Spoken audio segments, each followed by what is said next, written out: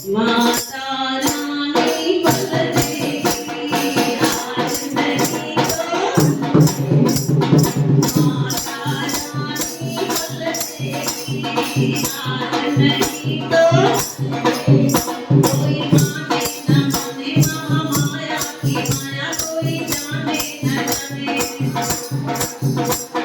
माता रानी फल देगी आज नहीं तो, माता रानी फल देगी आज नहीं तो, हर पल माँ का ध्यान लगा तो खुशियों के पल देगी, हर पल माँ का वो खुशियों के पल देगी। माता रानी फल देगी आज नहीं तो फल देगी, माता रानी।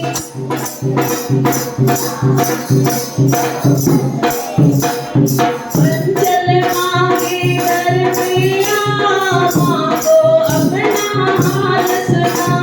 चंचल माँ के माँ को अपना हाल सुना। वो प्यासी को जल देगी आज नहीं तो कल देगी, वो प्यासे को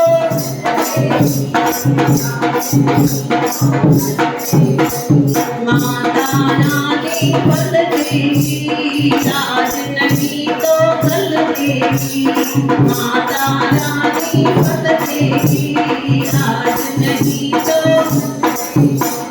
निर्बल को माँ फल देगी आज नहीं तो, निर्बल को माँ फल देगी आज नहीं तो, माता रानी फल देगी आज नहीं तो फल देगी, माता रानी फल देगी फल देगी। गुरुद्री वाले घनश्याम की जयकारा, शेरा वाली दा और सांचे दरबार की जय। क्यों कहते हैं भजन में ऐसे, आज नहीं तो कल, आज ही क्यों नहीं? हाँ, जैसे जैसे कर्म कटेंगे तो और अच्छा फल मिलेगा। जैसे अगर हम बिल्डर के पास जाएंगे, बोलेंगे अभी के अभी हमें मकान दे दो, तो वो बोलेगा एक रूम किचन लेके जाओ, है ना। अगर हमें 1 BHK चाहिए तो 6 महीने रुकना पड़ेगा, 2 BHK चाहिए तो 1 साल रुकना पड़ेगा, 3 BHK चाहिए तो 2 साल रुकना पड़ेगा, 4 BHK चाहिए तो 4 साल, और बंगलो चाहिए तो क्या अच्छा है, अभी दे दे या 5 साल के बाद दे दे? 5 साल के बाद दे दे। बाबा को ऐसे बोलो, बाबा अभी हमें कुछ नहीं चाहिए, भले हमें थोड़ा लेट दो लेकिन अच्छा दो। इंग्लिश में बोलते हैं लेट दो पर लेटेस्ट दो, है ना। शादी जब होती है तो अभी जाते हो क्या कपड़े लेने? नहीं, क्या बोलते हो, वो समय जो डिजाइन चल रही होगी वो चाहिए, है ना, जो ट्रेंड में होगा वो समय पे। तो इसी तरह से घाई नहीं करनी है। बाबा का दर पे हमें क्या रखना है? सब्र, श्रद्धा रखनी है और सब्र रखना है। जितना हम श्रद्धा और सब्र रखेंगे उतना हमें मिलता जाएगा। भगवान को पता है कि मैं अभी दे दूंगा ना, कल से सब गायब हो जाएंगे। बाबा को पता है। जैसे एक फकीर बाहर खड़ा था, बहुत अच्छे भजन गा रहा था, घर की मालकिन वो इंतजार करती थी कब आएगा ये फकीर, कब मुझे अच्छे भजन सुना कर जाएगा, और एक्स्ट्रा खाना बना के रखती थी। बाबा बोलते थे जिसके घर में भी एक्स्ट्रा खाना बनता है उनके घर में बरकत आएगी, पर वो खाना डस्टबिन में नहीं जाना चाहिए। बाबा को बिल्कुल नहीं पसंद है वो लोग जो ऐसे इतने छोटे छोटे पतीलों में खाना बनाते हैं। हमेशा हमको बड़े पतीले में जब आटा निकालते हो, मुझे याद है हमारी नानी निकालती थी आटा, भाई जितने लोग हैं उतनी मुट्ठी आटा निकालो, है ना। भाई घर पे अगर 5 लोग हैं, ऐसा ही करते हैं ना, भाई 5 लोगों का खाना बन रहा है तो छठा बोलो ये मेरे भगवान का, जो मेहमान आया वो खा के जाएगा।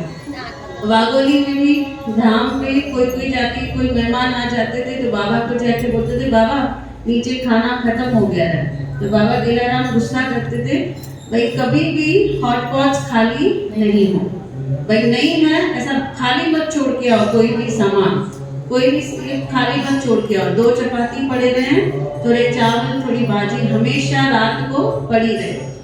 तो जिसके घर में बच्चे माना बरकत, भले अगले दिन नाश्ते में खाओ। अभी जो किडनी की बीमारियां हो रही है डायलिसिस, तो डॉक्टर खुद बोलते हैं कि रात का रखा हुआ रोटी खाओ। हम सिंधियों में बनाते हैं सेलम आनी, बोलते हैं वो सबसे अच्छी है, उससे किडनी खराब नहीं होते।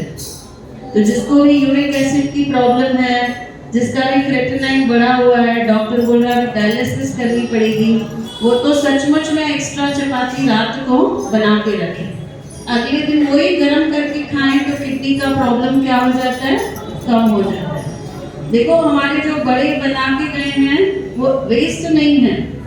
डॉक्टर बोलता है रखी हुई चपाती खाओ, क्रिएटिनिन कम हो जाएगा, किडनी ठीक हो जाएगी। धनिया का पानी पियो, है ना, धनिया जो रहता है कोथमीर की पूरी गट्ठी लो, उसको 1 लीटर वाटर में डालो और उसको बॉईल कर करके हाफ कर दो, और फिर उसको छान के पूरा दिन 2-2 सिप उसको 2-2 बूंद उसको पूरे दिन में पीना है। उससे भी किडनीज क्या हो जाती हैं, क्लीन हो जाती है। और सौंफ का पानी में छोटी बोतल, बड़ी मत लो, उसमें स्मेल हो जाती है, छोटी बोतल में थोड़ी सौंफ डालो, उसको भी 2-2 घोट पी के आधे दिन में उसको खत्म कर दो। तो सौंफ के पानी से भी, और सौंफ अपने पास जरूर रखो। जिसको डायबिटीज नहीं है वो सौंफ और गुड़, हर खाने के बाद थोड़ा सौंफ और गुड़ खाना है, तो इससे भी हमारी हेल्थ क्या हो जाती है, ठीक हो जाती है। तो ऐसे घर पे ही सारे इलाज हैं, सिर्फ हम ध्यान दें, भाई बना के रखें। जैसे खाना हो गया थोड़ा सौंफ खा लें, है ना, जैसे रखा हुआ चपाती खाएं। खाना हमेशा एक्स्ट्रा बनाएं। कोई आ गया मेहमान, उसको दिल से खिलाएं, ऐसे नहीं कोई रात को मेहमान आए सोचें अब इसको क्या खिलाएंगे। हमेशा एक्स्ट्रा खाना हो, अगले दिन भले वो हम गाय को खिला दें, है ना, पक्षियों को खिला दें, डॉग्स को खिला दें, है ना, किसी न किसी के मुख में जाए। जितना खाना डस्टबिन में जाएगा, माना समझो हम पैसा डस्टबिन में डालते, एक बूंद भी खाने की, एक बूंद भी पानी की वेस्ट नहीं जानी चाहिए, किसी के मुख में जाना चाहिए। तो हम लोग कथा कहाँ पे थे हम लोग कथा पे? हाँ, माता कहती है अभी मत लो। वो भिखारी की कथा चल रही थी, भिखारी बाहर भजन गा रहा है, मालकिन क्या करती थी, एक्स्ट्रा खाना बना के रखती थी, भाई वो फकीर आएगा मैं उसको वो दूंगी। तो आके ऐसा हॉल में रुक जाती है, उसके पति टीवी देख रहे हैं।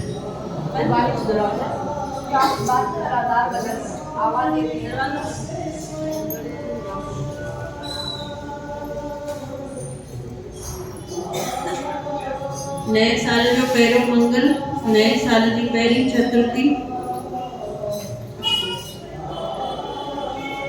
कड़ी मारे चल। तो मालकिन खाना लेके खड़ी है, भाई मैं इस फकीर को खाना दूंगी।